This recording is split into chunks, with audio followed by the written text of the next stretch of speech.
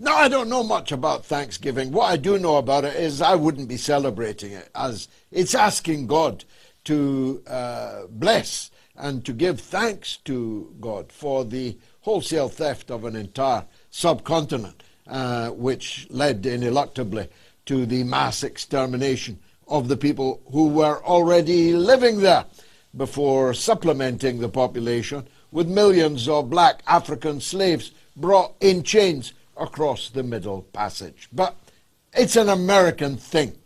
What I do know about Thanksgiving is it's on Thursday, and that is a tight deadline indeed that Donald Trump has given Volodymyr Zelensky, or appeared to give him. With Trump, you must cancel my last announcement. With Trump, it will depend upon who sat upon him last, like that famous sofa in Oscar Wilde's aphorism. The deadline of Thursday set complete panic in the ranks of the Zelensky gang in Kiev. After all, two of his closest allies and most important people in Kiev, in government circles, have literally fled to Israel. Where else are they going to flee? They're accused of being thieves. They have the right to go to Israel because they're Jewish, so they've gone, and they're never coming back. And others are in other capitals and in other countries. And that's because of the massive corruption scandal which our friend Larry Johnson, the former CIA analyst, estimates at a $45 billion theft, making it easily the greatest theft ever recorded in human history. 45 billion. I want you to concentrate on the word billion. Try this to help you concentrate. If you turned the clock back 1,000,000 minutes, you'd reach 2023. If you turned the clock back 1 billion minutes, you'd reach the Roman Empire. That's right. That's the difference between 1,000,000 and 1 billion. 2023 and the Roman Empire. Because people are so used to hearing the word billion, they have entirely lost, if they ever had, any sense of the gargantuan scale of $1 billion. So try $45 billion. That was funneled in by your government. If you're in the United States, in Britain or France or Germany or any European Union government, and many others outside of the European Union, your government funneled $45 billion that were stolen by Zelensky, his family, and his closest clique associates.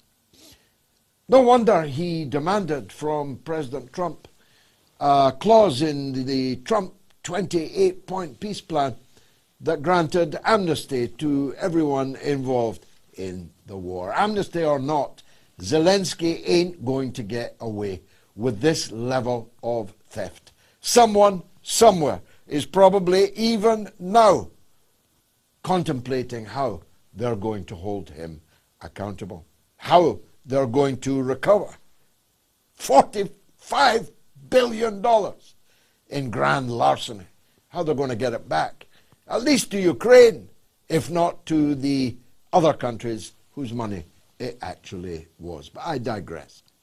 The 28-point plan by Donald Trump, to be agreed by Thursday, is the basis for a peace agreement, no doubt. General Kellogg, the stooge of the regime in Kiev, has declared it so. Trump has declared it so. Vance, who's keenest of all, has declared it so.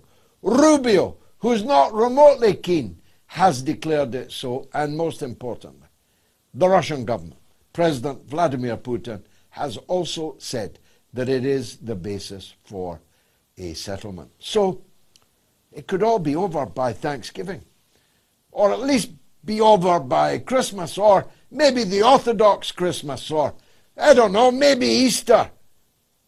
But it should now be coming to an end, and could now be coming to an end. A conflict that has cost the lives of well over 1 million people. 1 million Ukrainians alone. The dispersal of 9 million Ukrainians who've left their country, are living near you, are living on you, and may never leave you, have been sent spilling around the Western world, looking for a place to avoid being drafted from. And who can blame them? One sees the pictures, the videos of the brutal press ganging of young men and very old men, and now also women in Ukraine, drafted to go to the front, perchance to die within a week, to defend the robbing barons of the Kiev dictatorship, whose democratic legitimacy is gone with the wind. But the cost to Ukraine of this, which has of course been the major loser, is not just measurable in blood, or even blood and treasure. It must be measurable in land. Every single day that a peaceful settlement of this conflict is delayed, the Russian armed forces are helping themselves to a bigger and bigger part of Ukraine.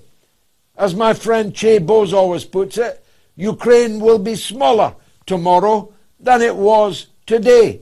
And that is true every single day. And now, major cities, Pavlovsk, the country towns, villages, cities, major infrastructure are either being destroyed or they are being taken. And Kupiansk, the town I told you about right at the beginning of the conflict, when I said who wants to send their son to die, to decide which side of a line Kupiansk will lie on, when it has lain in 4 different countries in the last 100 years. Well, I can now tell you that Kupiansk will lie in Russia. And much else besides, if this peace deal isn't honored, isn't implemented, either by Thanksgiving or at least, one hopes, by Christmas. And so any sane person would have already concluded that now is the time to finish this thing by negotiation before more lives are lost, before more treasure is burned, before more land is lost, and, well, frankly, before the European economies in particular are simply no longer able to even make the promises that they are currently making but cannot keep.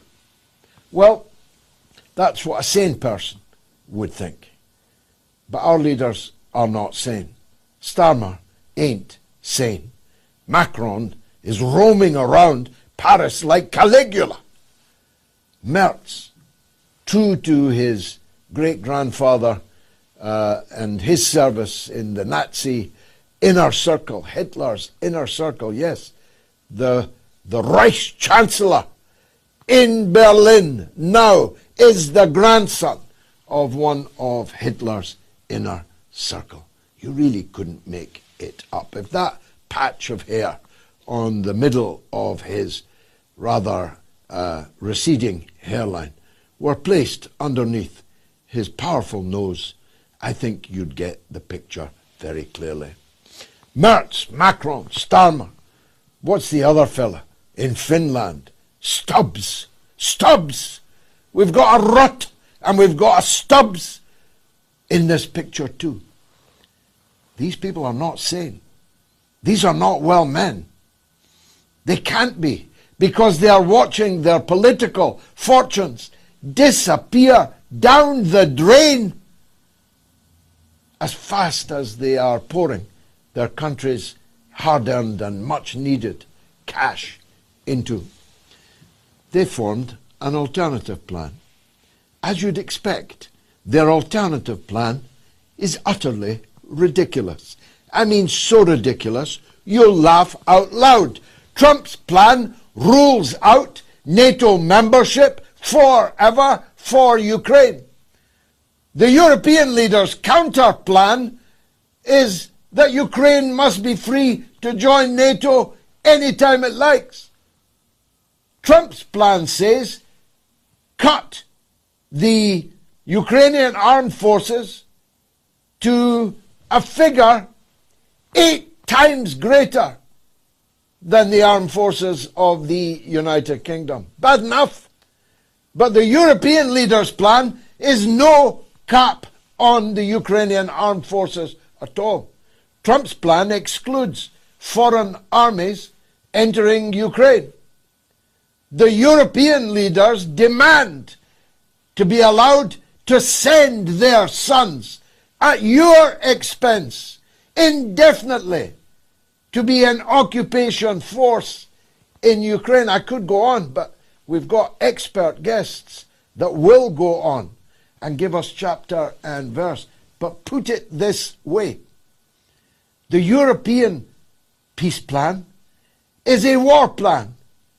If any line of it is incorporated, it will render null and void Putin's declaration that Trump's plan might be the basis for a settlement. So be sure that your leader's plan is for you to go on in fuel poverty, paying 4 times at least the bill for electricity and gas than you were before this conflict broke out in its current form almost 4 years ago.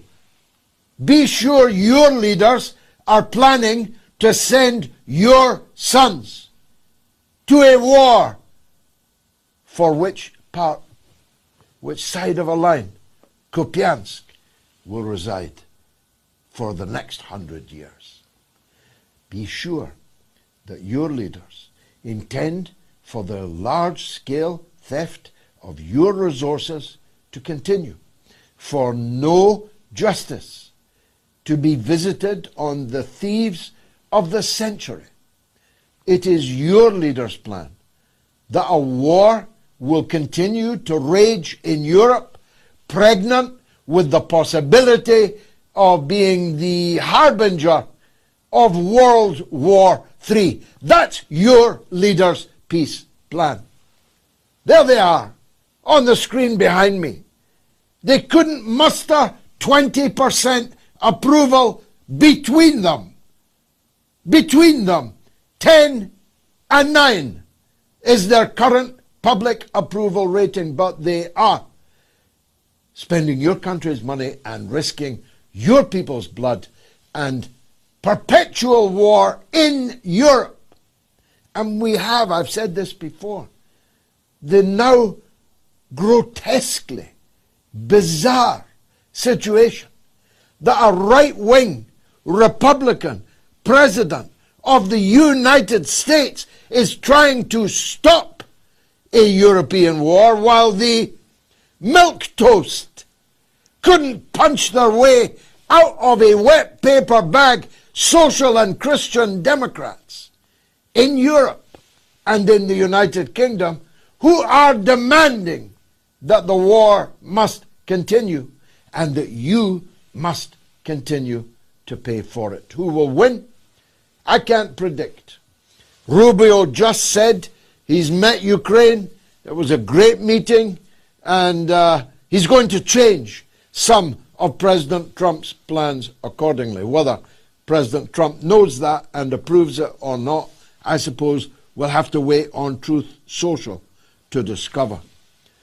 But anything that Rubio changes at the behest of the Ukrainians makes it far less likely that the Russians will accept it. And why should they? It's not the losers of a war who dictate the terms of its ending. It is the winners of a war who do so.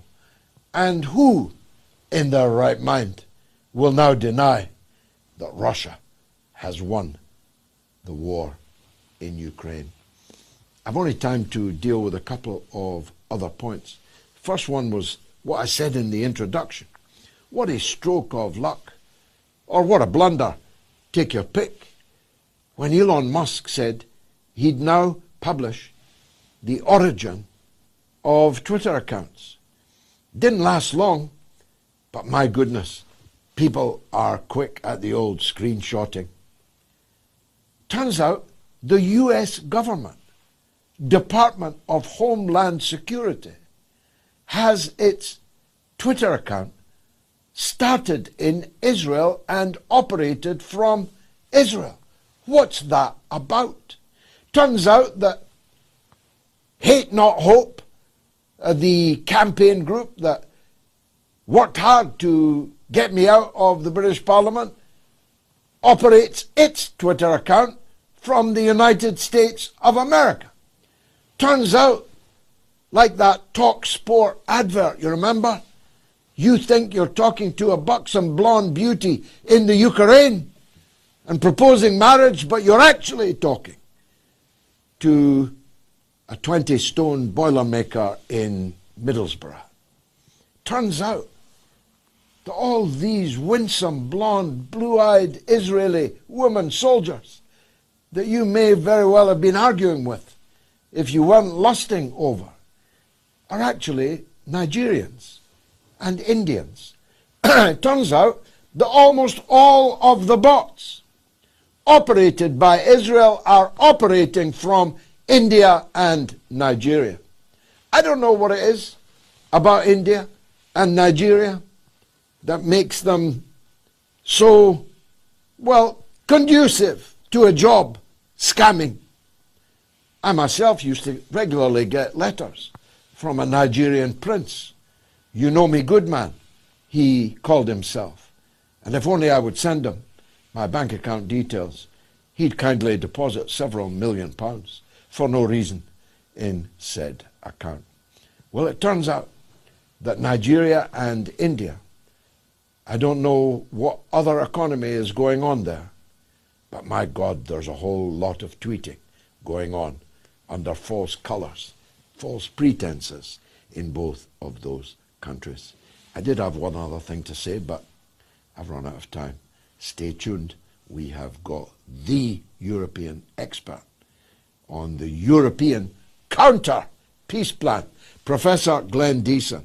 He's up right next. Stay tuned.